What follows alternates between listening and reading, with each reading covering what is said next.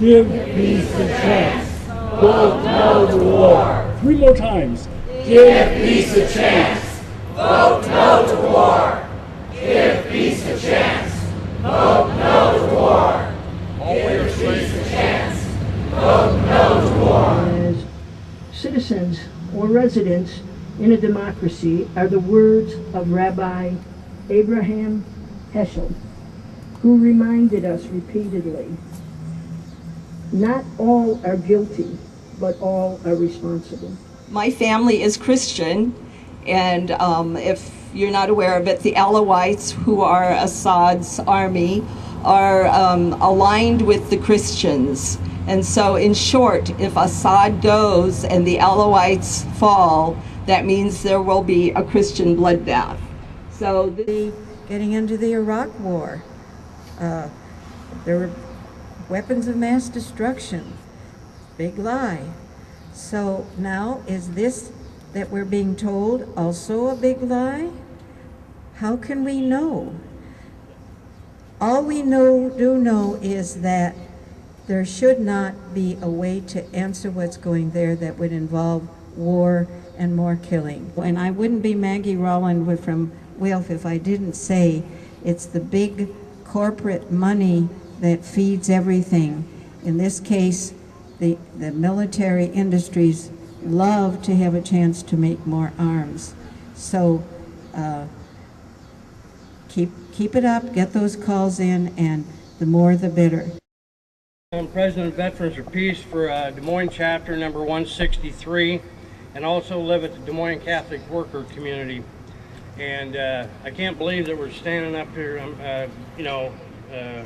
talking about bombing Syria, and when we haven't even, cleared up so many other messes and destruction that we've done. But we have about 160 chapters in the United States, and we started some new chapters in the UK, Ireland, and we also have one in Vietnam.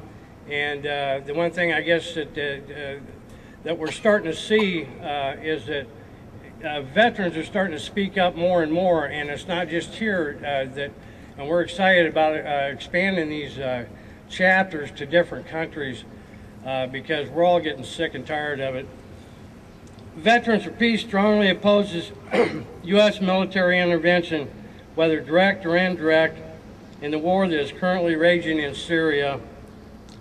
U.S. military aid to rebels in Syria only deepens the sufferings and increases the casualties among the Syrian people.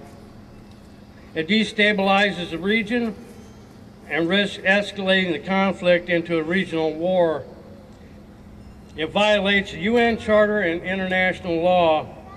There should be no U.S. military intervention in any form, including the no-fly zone, which would be a direct act of military aggression. Only the Syrian people can decide who should govern Syria. Veterans for Peace calls for an escalation of diplomacy, not war. We call for a ceasefire from all combatants in Syria. We call for an urgent diplomacy to stop the bloodshed and address the humanitarian crisis in Syria and among Syrian refugees in neighboring countries. Please take action and make your voice heard.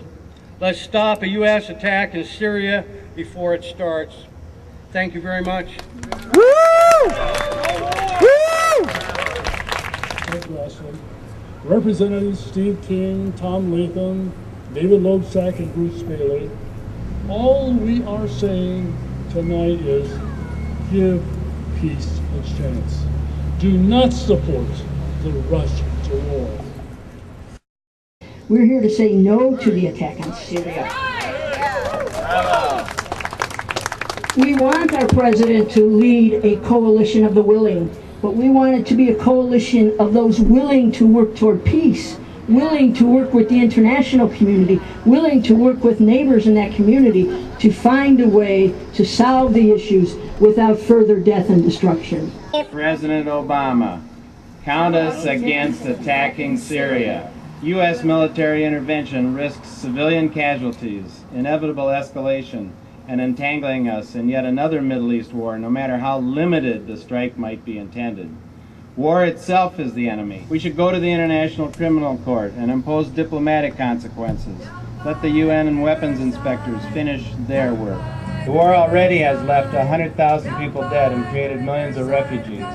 We call for expanding humanitarian aid from the U.S. We still have a choice today: nonviolent coexistence or violent co-annihilation. War is not the answer.